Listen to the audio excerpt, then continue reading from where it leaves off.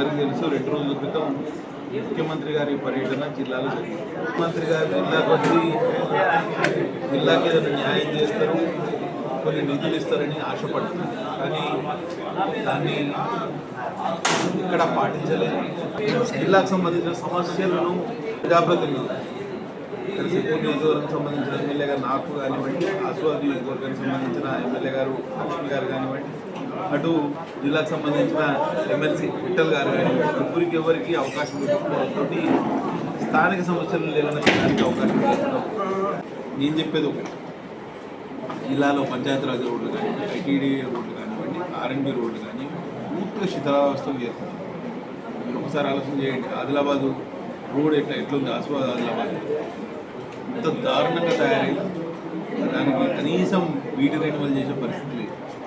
ఇవాళ major roads ఇక్కడ నుంచి మాకు మేము Kagaznagar to Sirpur to Bejjur, Kagaznagar to Penchikalpet, Sirpur to Makidi, ఇవన్నీ మేజర్ ఆర్టికల్ రోడ్స్ ఏవి కూడా కనీసం బీటీ రెన్యువల్ నోచుకోలేదు. కాబట్టి మేము కోరుతున్నాం, ఇక్కడైనా ప్రభుత్వం తన పందాన్ని మార్చుకోవాలి, మంత్రులు తమ పందాన్ని మార్చుకోవాలి, అధికారులు అసలు విషయాలు వారికి చెప్పాలి. నేను ఎందుకో ఇది మొత్తం ఇంటెలిజెన్స్ ఫెయిల్యూరా లేకపోతే వారి ఆర్గనైజేషన్ ఫెయిల్యూరా అనేది మనం ఒకసారి ఆలోచన చేయాలి. ఇంటెలిజెన్స్ డిపార్ట్మెంట్ కూడా ఇక్కడ స్థానిక సమస్యలు ముఖ్యమంత్రి గారు చెప్తే కనీసం దాన్ని స్పందించే అవకాశం ఉంది. ముఖ్యమంత్రి గారు 2 ప్రధాన అంశాల మీద బీజేపీ నాయకుల్ని, ప్రత్యేకించి మా కేంద్ర మంత్రి కిషన్ రెడ్డి గారిని తప్పుపట్టి తూలనాడి. కానీ ఆ 2 విషయాల్లో మా తప్పే లేదు.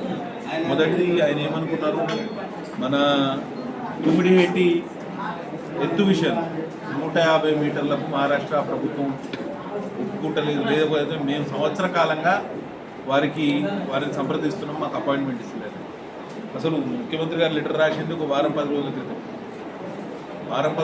లెటర్ రాసి సంవత్సరం నుంచి మీరు ఇంకా తుమ్మిడిహెట్టి విషయంలో అసలు మీరు ప్రాణహిత ప్రాజెక్టు విషయంలో డిపిఆర్ఏ తయారు కాలేదు. మీకు హైట్ ఆఫ్ ద బ్యారేజ్ ఎంత ఉంటుంది, దాని కింద ముంపు ఎంత ఉంటుంది, ఆయకట్టు ఎంత ఉంటుంది, అసలు శుద్ధిలకు తరలిస్తారా, ఎల్లంపల్లికి తరలిస్తారా, ఇవేవి మీరు చెప్పకుండా మహారాష్ట్ర ప్రభుత్వాన్ని ఎట్లా ఒప్పించమంటారు? మీరు డీటెయిల్ ప్రాజెక్ట్ రిపోర్ట్ తయారైతే కదా, మీ చేతిలో కాగితాలు ఉంటాయి కదా మహారాష్ట్ర ప్రభుత్వంతో మాట్లాడడానికి.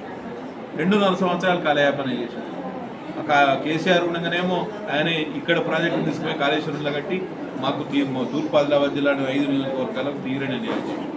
మరి అన్యాయాన్ని సరిచేస్తా అన్న ముఖ్యమంత్రి గారు 2.5 సంవత్సరాల కాలయాపన చేసి ఇప్పుడు నెపాన్ని మహారాష్ట్ర ముఖ్యమంత్రి మీద, నెపాన్ని కేంద్ర మంత్రి కిషన్ రెడ్డి గారి మీద నెట్టే ప్రయత్నం చేస్తారు. వడ్ల కొనుగోలు విషయంలో కేంద్రాన్ని తప్పు 41,000 మెట్రిక్ టన్నుల ధాన్యం రాష్ట్ర వ్యాప్తంగా పండింది. ముఖ్యమంత్రి గారు కొంటా అన్న ధాన్యం 90,000 మెట్రిక్ టన్నులు. 90,000 మెట్రిక్ టన్నులు. ఉత్తమ్ కుమార్ రెడ్డి గారు నిన్న ఇచ్చిన స్టేట్మెంట్ 64,000 మెట్రిక్ టన్నులు మాత్రమే ఆయన కొన్నారు. కేంద్రం ఆల్రెడీ 60,000 మెట్రిక్ టన్నులకు పర్మిషన్ ఇచ్చింది. ఇక 4,000 మెట్రిక్ టన్నుల దగ్గరనే పేచి.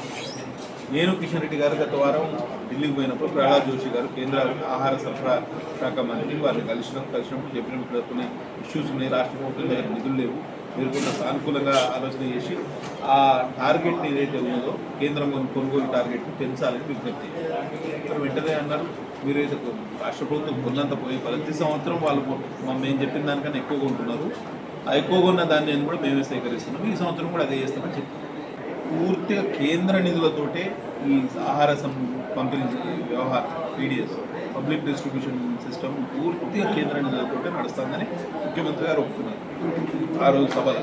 ఎందుకంటే ఆయన పదే ఏం చెప్తున్నాడు, కేంద్రం సహకరిస్తలేదు, కేంద్రం ఉండలేదు కాబట్టి మాకు ఇబ్బంది అవుతుంది అంటే ఇన్ని రోజులు వాళ్ళ విషయాన్ని దాచిపెట్టారు. ఇప్పుడైతే ప్రజలకు అర్థమైంది, ఎందుకంటే కేంద్రం సహకరించకపోతే ఈ రాష్ట్రంలో ధాన్యం సేకరణ జరగదు. మొత్తం కేంద్రం నెపాన్ని కేంద్రాన్ని నెట్టినప్పుడు ఇన్ని రోజులు ప్రొక్యూర్మెంట్ చేసిన కేంద్రాన్ని కూడా మెచ్చుకోవాలి.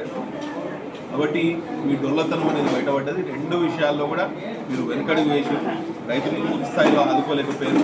కాబట్టి హామీలు నిలబెట్టుకొని కాంగ్రెస్ ప్రభుత్వం వారి మీద వచ్చే వ్యతిరేకతను దారి మళ్లించడానికి కేంద్రం మీద, కేంద్ర మంత్రుల మీద, భారతీయ జనతా పార్టీ మీద నెపాన్ని నెట్టేసే ప్రయత్నం చేస్తారు.